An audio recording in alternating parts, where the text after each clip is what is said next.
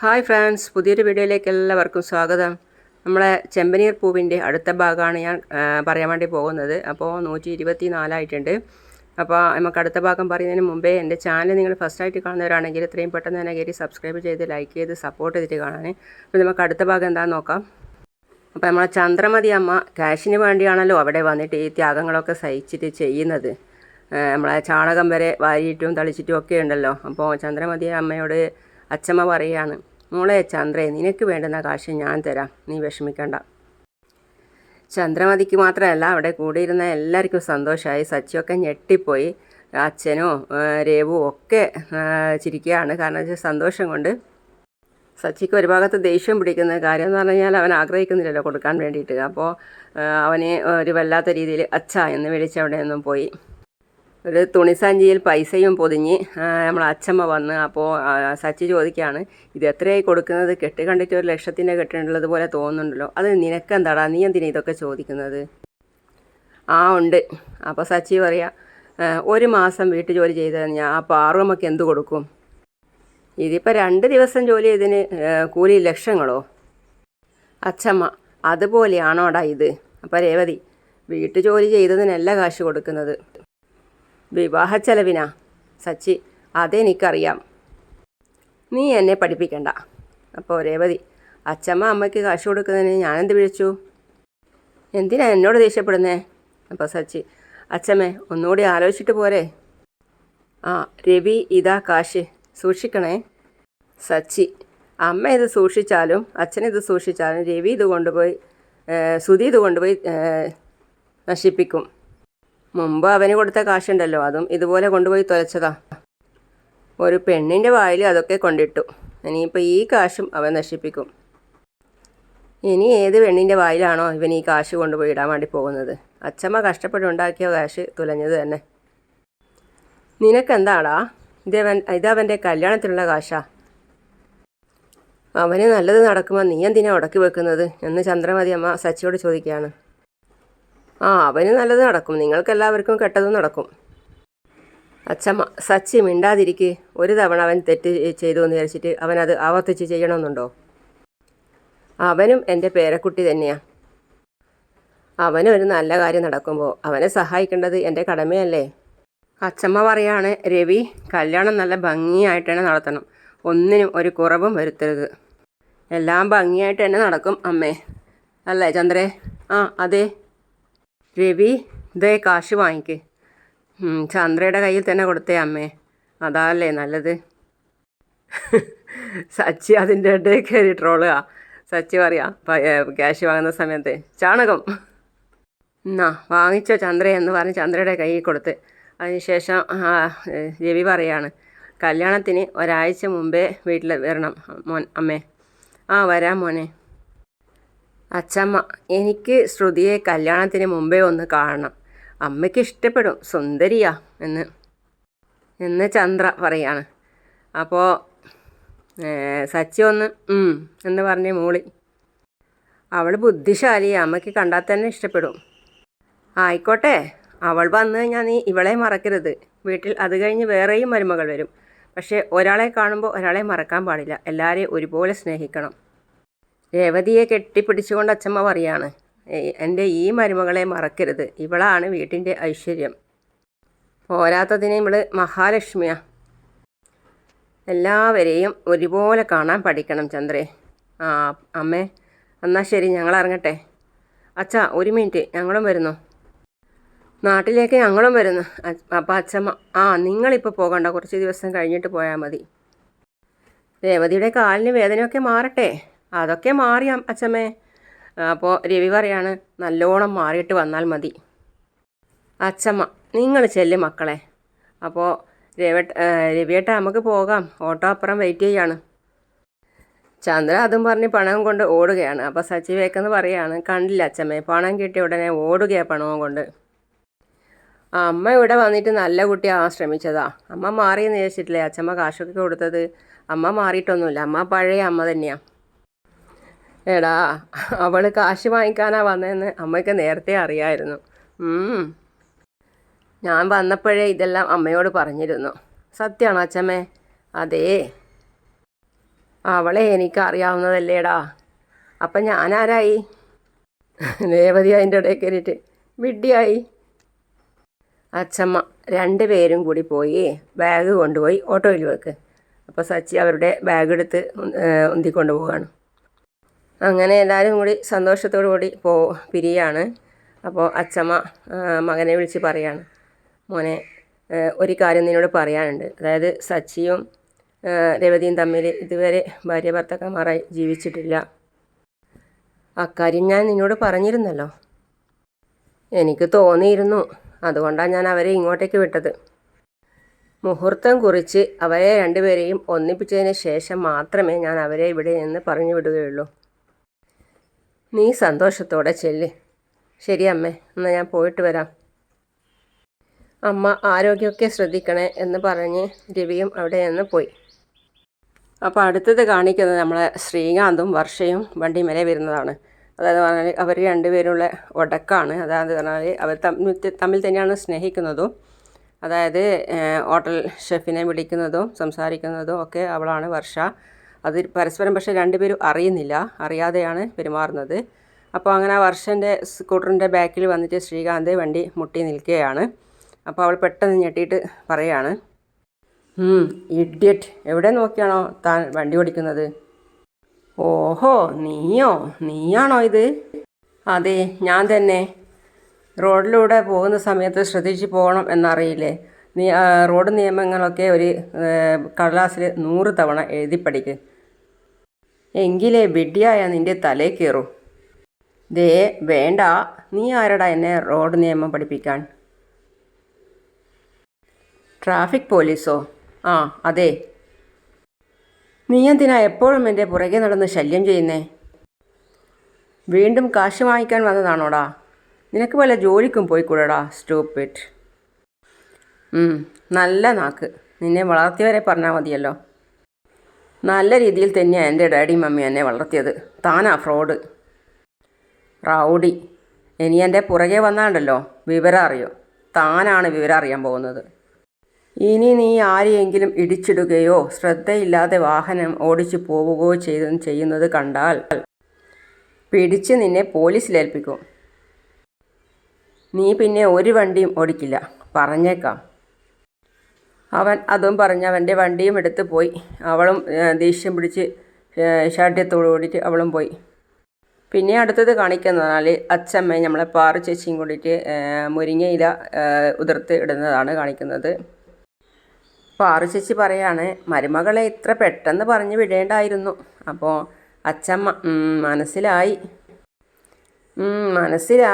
അവളുണ്ടായിരുന്നെങ്കിൽ ജോലിയൊക്കെ അവൾ ചെയ്തേനെ. നിനക്ക് വെറുതെ ഇരിക്കാലോ. മനസ്സിലായി. അതെ, നീ പേടിക്കണ്ട. നിന്നെ സഹായിക്കാൻ രേവതി മോളുണ്ടല്ലോ.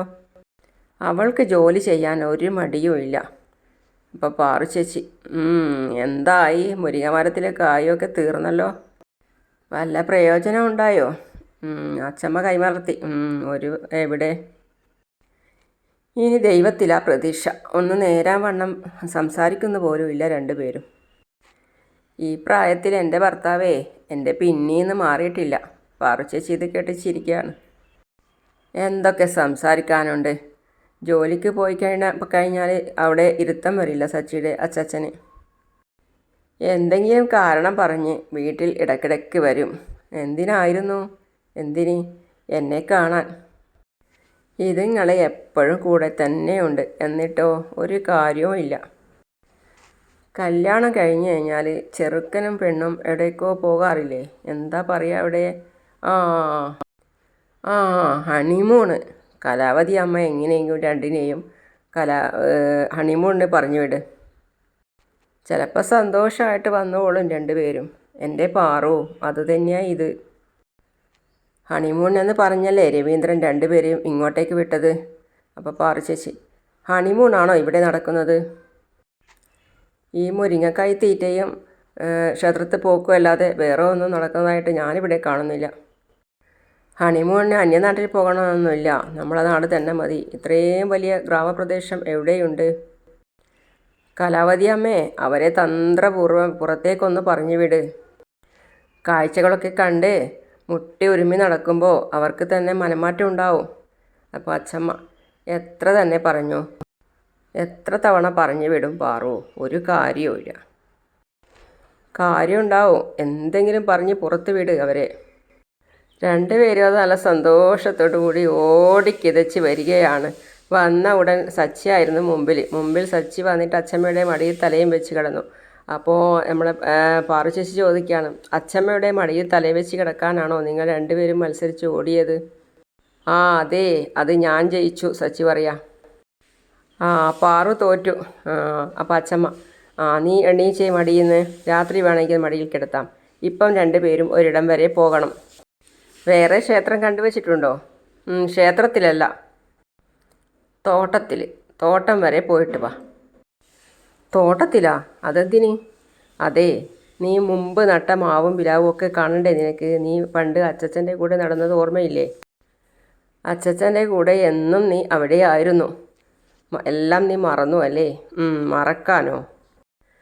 മറന്നിട്ടില്ലെങ്കിൽ നീ അവിടെ വരെ ഒന്ന് പോയിട്ട് വാ. കൂടെ രേവതിയും കൂട്ടിക്കോ.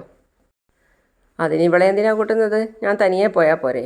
പോരാ, ഇവളെ നമ്മളെ തോട്ടമൊന്നും കണ്ടിട്ടില്ലല്ലോ, അവൾക്ക് കൂടി കാണിച്ചു കൊടുക്കാൻ. ഗ്രാമത്തിലെ വയലും പുഴയും ഒക്കെ നീ ഇവളെയും കൂടി ഒന്ന് കാണിക്കടാ കൊണ്ടുപോയിട്ട്. ഇന്നൊരു ദിവസം പോയാൽ പോരെ? 11 ദിവസം പോകേണ്ടിയൊന്നും വരില്ലല്ലോ.